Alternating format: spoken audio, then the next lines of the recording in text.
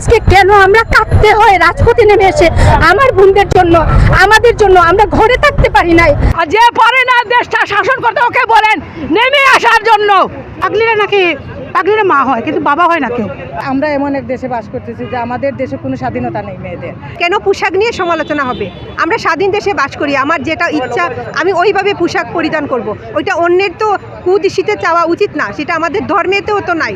আমরা সিলেট জেলা মহিলা দলের পক্ষ থেকে এই দর্শনের সর্বোচ্চ শাস্তি ফাঁসি চাই। যে আমি আরেকজনের ড্রেস আপ নিয়ে কেন কথা বলবো? আর এই যে আসিয়া কি ছোট্ট একটা বাচ্চা? সবার সামনে ওদের ফাঁসি চাই আমরা, যারা ওদের মতো আর কেউ না কিছু করতে পারে। এটার ফাঁসি চাই, আমরা দোষের সামনে ফাঁসি চাই। সম্পদের পিছনে না দাঁড়িয়ে মা বাবা দুইজন একটু সময় দেন সন্তানের পিছনে। আমার সন্তানরা কার সাথে মিশছে, কার সাথে খেলতেছে, সব কিছু খেয়াল রেখে ছোটোবেলার থেকে যদি এদেরকে মানুষ হিসাবে গড়ে তুলেন, ছেলে মেয়ে না শিখায় আর মানুষ হিসাবে ছোটোবেলার থেকে এদেরকে শিখান, তখন কখনো এরা পার্থক্য করবে না, ওরা লিঙ্গ পার্থক্য করবে না। এরা প্রত্যেকটা ঘরের বোনকে যেভাবে বোন জানবে, সে তার পাশের বোনকেও সেইভাবে সেই চোখে দেখবে, এলাকার বোনকে, পুরা বাংলাদেশের বোনকে একই চোখে দেখবে। দর্শনকারী যারা আছে, এই চক্রে যারা আছে, তাদেরও তো মা আছে। প্লিজ আপনারা একটু রুখে দাঁড়ান আপনাদের সন্তানদের বিরুদ্ধে। কুসন্তান চলে গেলে কিছুই হবে না, বাংলাদেশে তো আরও সুসন্তান অনেক আছে, সবই তো আমাদের সন্তান। কুসন্তান যারা আছে, আমাদের একটা আঙ্গুল যদি সমস্যা হয়, এটা কেটে ফেলাটাই আমাদের জন্য উচিত, বাংলাদেশের স্বার্থে, সমাজের স্বার্থে, দেশের স্বার্থে। তো আমি আশা করব আপনারা সবাই মিলে এটার বিরুদ্ধে দাঁড়ান। একটা সন্তান চলে যাক, কোনো সমস্যা নাই, আরও সন্তান তো আসছে। বাংলাদেশে হাজার সন্তান আছে, হাজার সন্তানের মায়ের পক্ষ থেকে আমি এই আহ্বান করলাম আপনাদের কাছে। আর এখন যারা কুচক্র করতেছে তাদের একদম সামনাসামনি যাতে জনগণের সামনে বিচারটা হোক, তাহলে আরও অন্য মারা সচেতন থাকবে বাচ্চাদেরকে মানুষ করার পিছনে। আমি আরেকজনের ড্রেস আপ নিয়ে কেন কথা বলবো? আর এই যে আসিয়া কি ছোট্ট একটা বাচ্চা, তার ড্রেস অনেক আমি দেখছি, অনেক স্ট্যাটাসে অনেকেই অনেক বিভিন্ন ধরনের দিছে, তো অনেকে দিছে যে নারীদের পোশাক নিয়ে। কেন পোশাক নিয়ে সমালোচনা হবে? আমরা স্বাধীন দেশে বাস করি, আমার যেটা ইচ্ছা আমি ওইভাবে পোশাক পরিধান করব। ওইটা অন্যের তো কুদৃষ্টিতে চাওয়া উচিত না, সেটা আমাদের ধর্মেতেও তো নাই। আর আসিয়ার মতো বাচ্চাদের তো ড্রেস আপ নিয়ে কি? ও তো ছোটো একটা বাচ্চা, ওকে কেন ধর্ষণ করলো? আমার প্রশ্ন হচ্ছে ওকে কেন ধর্ষণ করলো?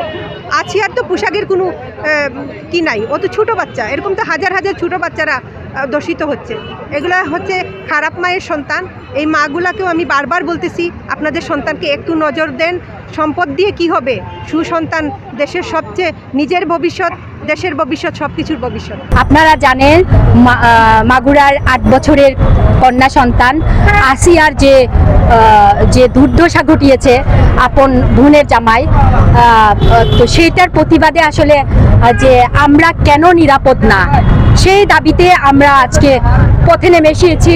এই রমজান মাসে আইনটা কেন তাদের কাছে জিম্মি থাকবে? আইনটা কেন তার নিজের গতিতে চলবে না?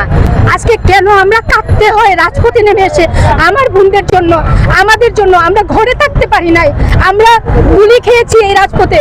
আজকে যদি আইনি ব্যবস্থাটা সঠিক হতো, আজকে তো আসিয়ার জন্য আমাদের এখানে নেমে আসার কথা ছিল না।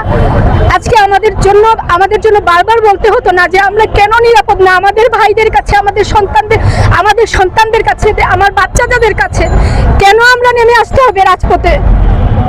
কেন নেমে আসতে হবে? এই দেশের প্রশাসন ব্যবস্থাকে জিম্মি করে যাদের মতো করে চালিয়ে যাচ্ছে। আমি প্রশাসনের সবার কাছে দাবি জানাবো, আপনারাও কোনো সন্তানের বাবা, আপনারাও কোনো মায়ের সন্তান, আপনার নারীকে সম্মান করতে শিখুন। আমরা এমন এক দেশে বাস করতেছি যে আমাদের দেশে কোনো স্বাধীনতা নেই মেয়েদের, আমাদের মেয়েদেরও নেই, বাট আমাদের বাচ্চাদেরও নেই। এখন কালকে যে একটা ঘটনা শুনলাম, যে ওই যে প্রতিবন্ধী একটা, ও রেহাই পায়। আমরা দলীয়ভাবে এটাই বলতে চাই যে আমরা সব নারীরা, সব বোনরা বা মারা বা আমরা বাচ্চাদের, আমরা সবার যাতে একটা নিরাপত্তার ব্যবস্থা করা হয় আইনতভাবে। চাই দ্রুতভাবে আসিয়ার বিচার যত দ্রুতভাবে হয়। আমরা সিলেট জেলা মহিলা দলের পক্ষ থেকে এই ধর্ষণের মানে সর্বোচ্চ শাস্তি ফাঁসি চাই, এবং এই যে উপদেষ্টারা যে আইনটা নিয়েছেন যে 3 মাসের মধ্যেই সেটা কার্যকর করা হবে, সেটা আমরা আদৌ জানি না সেটা কার্যকর হবে কি না। কারণ এরকম আশ্বাস তো অনেকে অনেকভাবে দিয়েছেন, কিন্তু কোনো আশ্বাসেই মানে পূর্ণ হয়নি। তো আমরা আশা করব উপদেষ্টাদের কাছে যাতে 3 মাসের মধ্যেই এই ধর্ষণকারীদের সর্বোচ্চ মানে শাস্তি ফাঁসি দেওয়া হয়। আর আরেকটা কথা, ওই যে রাস্তার পাশে অনেক পাগলিরা পড়ে থাকে, পাগলিরা মা হয় কিন্তু বাবা হয় না কেউ। ওইটার দিকে যদি সব পুরুষেরা একটু নজর দিতেন যে রাস্তার পাশের পাগলিটা মা হয়ে যায় কিন্তু বাবা হয় না কেউ। কিন্তু ওই যে কোনো একটা পুরুষ তো আছে এই বাবার হওয়ার পিছনে, পাগলির মা হওয়ার পিছনে অবশ্যই কোনো না কোনো পুরুষের কারসাজি আছে। তো আমরা চাই যাতে রাস্তার পাগলিও যাতে আর মানে নির্যাতিত না হয়। আর ওই যে প্রতিবন্ধী মেয়েটা নির্যাতিত হয়েছে, আমরা তারও প্রতিবাদ জানাই, এবং সারা বাংলাদেশে যত নির্যাতিত নারী শিশু আছে তাদের সবার প্রতিবাদ আমরা জানাই যেন সর্বোচ্চ শাস্তি ফাঁসি হয়। যে ফেসবুকে ঢুকলেই দেখা যায় যে ছোট ছোট বাচ্চারা, এমনকি আমি নিজেই বই পাই, ভীষণ খারাপ লাগে ওইগুলা দেখে। এখন কি আমরা এই দেশে নিরাপদ আছি? আমার বাচ্চারা কি নিরাপদ আছে? আপনার বাচ্চারা কি নিরাপদ আছে? কেন বাচ্চারা নিরাপদ নাই? কেন বাচ্চারা একা স্কুলে যেতে পারে না? আমরা সবাই কেন আতঙ্কের মধ্যে বসবাস করছি? এখনো পর্যন্ত আমরা কি স্বাধীন দেশে বসবাস করছি? সবাই যদি মানে দর্শকের বিরুদ্ধে রুখে দাঁড়ায় তাহলে আর কোনো রকমভাবে কোনো আসিয়ার এইভাবে আর প্রাণ দিতে হবে না, বা আসিয়ার মতো এই দশা হবে না। সবাই যদি একইভাবে রুখে দাঁড়ায়, দর্শকের বিরুদ্ধে আমরা সবাই প্রতিবাদ করি, বা আইন যদি আমাদের পাশে থাকে, সবাই যদি জনগণের পাশে থাকে, সবাই যদি একত্রিত হতে পারে, তাহলে ইনশাআল্লাহ দর্শকরা আর দর্শন করতে পারবে না। দর্শকদের বেঁচে থাকার কোনো অধিকার নেই। তো দর্শকরা বাঁচতে পারে না, ওদেরকে বেঁচে রাখার কোনো মানেই হয় না। এটা হতে দিব না আমরা। যে দর্শক যে অপরাধ করবে তার পক্ষে দাঁড়াবে, এটা কখনো হবে না। তো বলবো আইনজীবী বিক্রি হয়ে গেছে টাকার কাছে, এই জন্য উনি ওনার কাছে গিয়েছেন। কেন উনি যাবেন?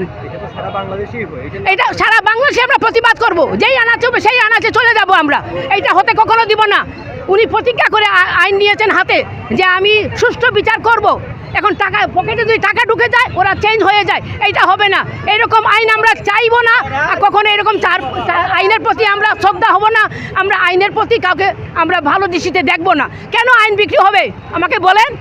আমার আইনজীবীদের পক্ষে আমি ওনাদেরকে বলতেছি সম্মানের সহিতই, আমরা এই দেশের, আমরা উনারও বোন, কেউ উনার বোন, কেউ উনার মা, কেউ উনার সন্তান। আমরা বলবো আইনজীবী ভাইদেরকে যে আপনারা আইনটা সুন্দরভাবে বিবেচনা করে আইনের গতিতে চলতে দিবেন। আইনকে কেউ হাতে তুলে নেবেন না, আর আপনার বিপক্ষে কখনো যাবেন না। যে আসামির পক্ষে যাবেন না, আসামির বিপক্ষে যে কাজটা করে যাবে, দ্রুতভাবে যেন আইনের বিচার যেন হয়, আর ওদেরকে যেন আইনের আতা হনে। 5 তারিখের পর থেকে দর্শন হচ্ছে, শুনে আমরা থাকতে পারি না বাসার মধ্যে। আমাদের তো ভয় লাগে। এই যে আমাদের ছেলের সন্তানটা বাইরে স্কুলে যাবে, কলেজে যাবে, কিভাবে আমাদের বাচ্চারা যাবে আপনারা বলেন? কেন আমাদের দেশে আইন আছে বলেন? কেন পুলিশ বিভাগ আছে? কেন র্যাব আছে? কেন আইন বিক্রি হবে বলেন? আমরা কার কাছে যাবো? কার কাছে যেয়ে বলবো? আমরা এই দেশের নাগরিক। আর যে পারে না দেশটা শাসন করতে, ওকে বলেন নেমে আসার জন্য। নেমে আসুক, আমি পারবো না দেশ চালাতে। আমরা বিবেচনা করব, দেশের লোকজন বিবেচনা করবে। এই দেশটাকে বাপের সম্পদ না, এই দেশ জনগণের বাপের সম্পদ। আর কিছু বলার নাই আমার। আমি বারবার আইনকে বলতে চাচ্ছি, আইন যারা পরিচালনা করতেছেন ওনাকে বলতে চাচ্ছি, প্লিজ দয়া করে আপনারা বইয়ের মধ্যে পেয়েছেন মানুষের উপকার জন্য, আপনার মানুষের উপকার না করে আপনার অন্যদিকে চলে যান। আমরা দেশকে ভালো করার জন্য করব। আমরা এই যে দর্শন মুক্ত বাংলাদেশ করতে চাই আমরা।